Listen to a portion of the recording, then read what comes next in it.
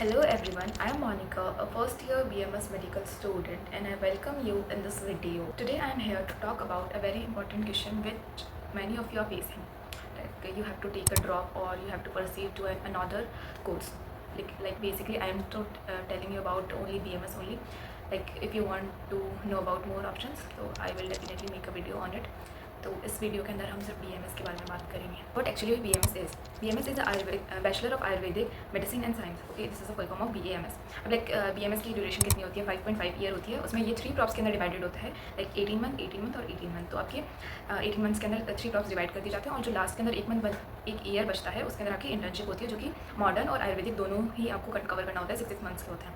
So this is about the duration of BAMS. So इस video के अंदर हम 5 पॉइंट्स कवर करेंगे. Like first is why I choose BMS rather than taking another drop, and the second is BMS is the good edge compare to other. Like हम कंपेयर करके देखेंगे कि क्या ये किस और जो अदर कोर्स है उनसे बेटर है या नहीं है. और third we have a career option, and like अब हम ज्वाइन कर रहे हैं तो हमारे पास करियर ऑप्शंस हैं भी या नहीं है, और इसमें सर्जरीज वगैरह भी होती हैं या नहीं है. और फोर्थ है is I am regretting after choosing a BMS. Like और फिफ्थ पॉइंट है कि is I am facing any problem after choosing this. ठीक है, एक ये तो सेम ही हो गया. तो these 5 points we will be covering in this video. So first question is why I choose BMS rather than taking another drop.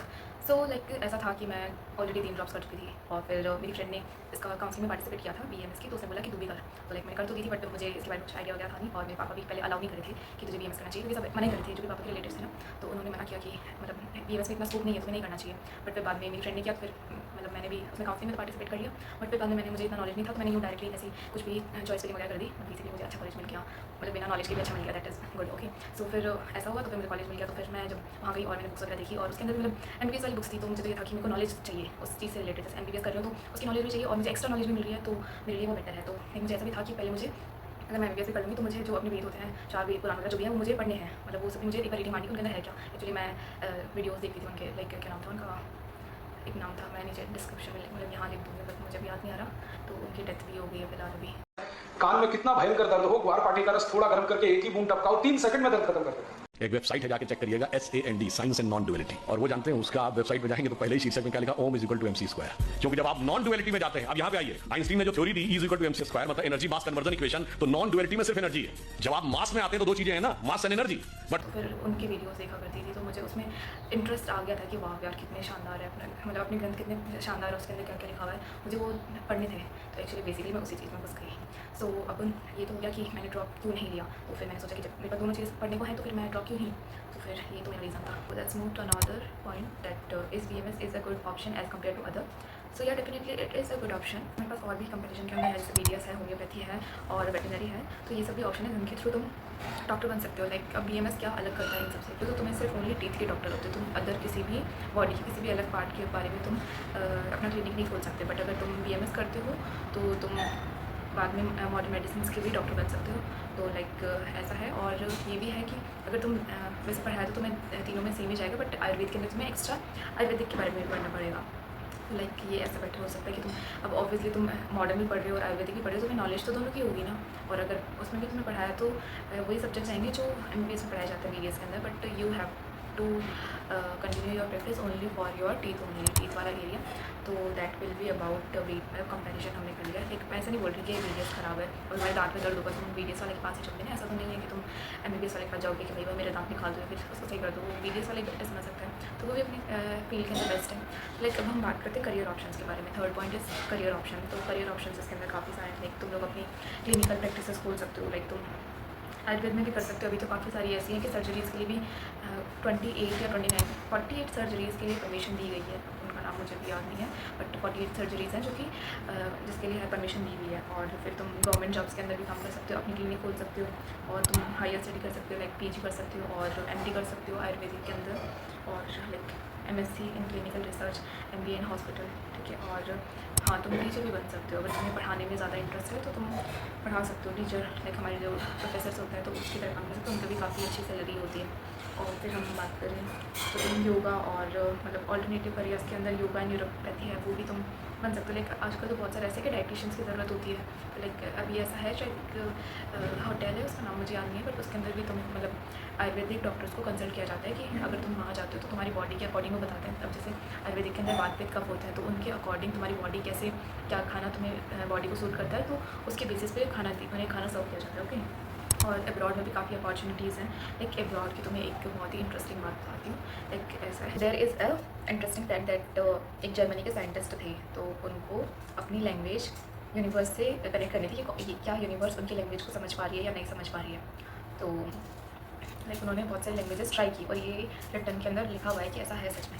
तो फिर उन्होंने जब स्क्रिप्ट लाइक चेक करा तो उनको क्या हुआ, कोई भी लैंग्वेज मिले नहीं कि कोई भी मैच कर रही हो, उसकी फ्रीक्वेंसी वाइब्स मैच कर रही हो, तो ऐसा नहीं हुआ। बट फिर उन्होंने संस्कृत को जब वो मैच किया ना तो वो फ्रीक्वेंसी उनसे मैच हो गई, तो ऐसा हुआ था। और उसके बाद अभी अगर हम बात करें यूके यूएस वगैरह की, तो वहाँ पे संस्कृत लैंग्वेज कंपलसरी है। मतलब ऐसा नहीं है कि तुम ऑप्शनल ले सकते हो। वहाँ की बहुत बड़ी बड़ी यूनिवर्सिटी के अंदर ऐसा है कि वहाँ कंपलसरी है लैंग्वेज, और हमारे यहाँ हिंदी भी कंपलसरी नहीं है CBSE के अंदर।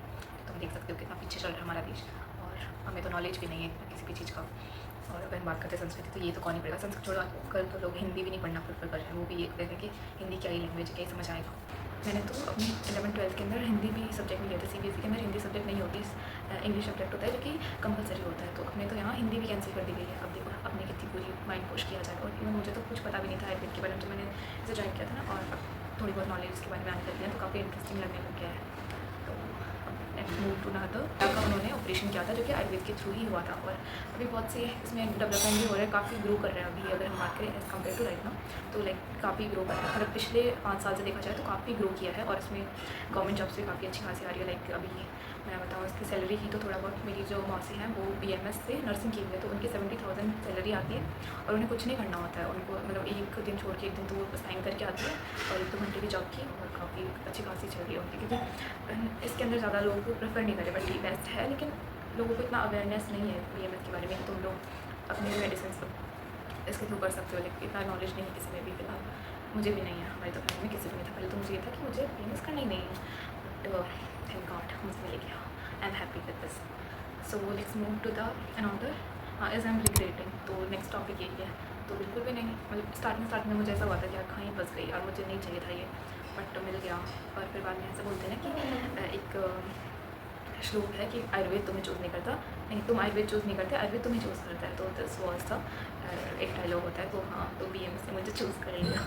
एक काफ़ी अच्छा मज़ा आता है इसमें। एक तो मैं ना एक वो भी बताती हूँ कि एक वो है, फर्स्ट चैप्टर में तुमने पढ़ा होगा लिविंग वर्ल्ड के अंदर कि ग्रोथ मतलब लिविंग पर्सन क्या होता है। तो तुम्हें उसमें ये था कि जिसमें ग्रोथ होती है वो होता है, फिर आता है कि जिसमें रिप्रोडक्शन होता है वो होता है, और फिर लास्ट में जाके मेटाबॉलिज्म वगैरह बताते हैं। तो और हमारे यहाँ जो आयुर्वेद का जो पहला श्लोक है उसमें पहले में ही ये दिया हुआ है कि शरीरम इति शरीर, जो साथ में डिस्ट्रॉय होता जाता है, क्रिएट होता जाता है, उसी को हम शरीर बोलते हैं। जैसे जिसमें मेटाबॉलिज्म और एनाबॉलिज्म और कैटाबॉलिज्म होते हैं, उसी को हम क्या बोलते हैं, लिविंग बोलते हैं। तो उसके अंदर एक लाइन के अंदर निपटा दिया, और ये कितने साल पुरानी है, इसमें कोई चेंजेस नहीं है बुक्स के अंदर।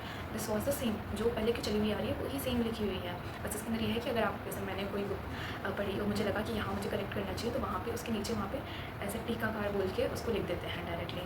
तो ऐसा होता है, बट उसके जो चेंजेस अभी तक कुछ भी नहीं हुए हैं, अभी तक फिलहाल नहीं हुए हैं। और ऐसे में is I am facing any problem in Ayurveda, like ऐसा बोलते हैं कि ना संस्कृत है तो तुम्हें आगे प्रॉब्लम आएगी, श्लोक्स हैं। तो लाइक मैं कॉन्वेंट स्कूल से पढ़ी थी, तो वहाँ पे तुम्हें हर चीज़ इंग्लिश में पढ़ाया जाता है। वो बेसिकली देखा जाए तो हाँ, एग्जाम्स के अंदर थोड़ा सा वापस से याद नहीं आते, वो किसी को नहीं आते। तुम्हें क्या कोई भी हिंदी मीडियम से पढ़ा होगा, मेरी फ्रेंड है उसको भी वो भी हिंदी लिख के आती है, श्लोक्स याद नहीं आते। तुम कर भी लोगे ना तो भी तुम भूल जाओगे। अब जो श्लोक्स मैंने स्टार्टिंग में पढ़े थे वो मुझे अच्छे से याद है, पर मैं जैसे जैसे पढ़ती जाती हूँ अब मैं भूल जाती हूँ। मतलब मैंने याद था, मेरी टीचर डेली सुनती है तो उस टाइम तो याद आ जाता है, और फिर रह कि ये याद है कि ओ ये वाला श्लोक है, ये तो पढ़ा है मैंने, तो भूल जाते हैं। मतलब मिक्स हो जाते हैं, कुछ भी कौन से शब्द हैं वो मिक्स हो जाते हैं। बट तो तुम हिंदी में पढ़ सकते हो, ऐसा कुछ नहीं है कि अगर जैसे हमारी यूनिवर्सिटी है तो एग्जाम्स होता है तो तुम उसके अंदर हिंदी भी लिख सकते हो और इंग्लिश भी लिख सकते हो, और अगर तुम्हें मन करे तो तुम मिक्स भी लिख सकते हो। और श्लोक्स की वो तो सबके साथ प्रॉब्लम होती है, तुम्हारे साथ नहीं है। और अगर तुम्हें बुक्स प्रेफर करना चाहें कि लाइक तुम्हें हिंदी बुक्स पढ़नी चाहिए या इंग्लिश पढ़नी चाहिए, तो आई वुड रिकमेंड यू कि तुम्हें हिंदी बुक्स ही पढ़नी चाहिए। अब मैं ऐसे क्यों बोल रही हूँ, मैं खुद कॉन्वेंट स्कूल से पढ़ी हूँ जहाँ पे हर चीज़ इंग्लिश में पढ़ाई जाती है। और मैं हिंदी बुक्स इसलिए बोल रही हूँ कि जब PG का एग्जाम होता है तो तुम्हें वही जो ऑथर जैसे चरक है तो उन्हीं की बुक ब्रह्मानंद त्रिपाठी है, तो उनकी बुक से तुम्हें पढ़ के PG का एग्जाम देना पड़ेगा। तुम स्टार्टिंग से पढ़ोगे तो तुम उससे क्या होगा, यूज टू हो जाओगे, तो तुम्हें आगे प्रॉब्लम नहीं आएगी। बट अगर तुम अभी इंग्लिश बुक्स पढ़ोगे और फिर बाद में तुम ट्राई करोगे तो तुम्हें उस टाइम बहुत ज़्यादा प्रॉब्लम आएगी। बट ऐसा कुछ नहीं है, मैंने तो स्टार्टिंग से किया कि महाभारत और ये सब देखी हुई है, तो लैंग्वेज मेरे को थोड़ा सा ऐसा हो जाता है कि हाँ ठीक है, तो मुझे समझ आ रही है, तो इतनी प्रॉब्लम तो नहीं हो रही। और संस्कृत का तो संस्कृत में सब पढ़ाते तो नहीं तो आती है, लेकिन फिर यूट्यूब से चैनल वीडियोज़ देख लेते हैं तो उससे समझ आ जाता है। और थोड़ा ईजी है, ऐसा कुछ खास नहीं है। मतलब मेरा सबसे अच्छा पेपर संस्कृत का गया है, एंड अभी हमने सबसे ज़्यादा पढ़ाई की थी उसका तो ऐसे ही है। और तुम्हें कोई भी नॉलेज चाहिए हो लाइक अबाउट रैगिंग और कॉलेज लाइफ, हॉस्टल लाइफ, क्या क्या ज़रूरत होती है, क्या क्या फंक्शंस होते हैं आयुर्वेदा के अंदर, तो you can comment it down. Okay, bye.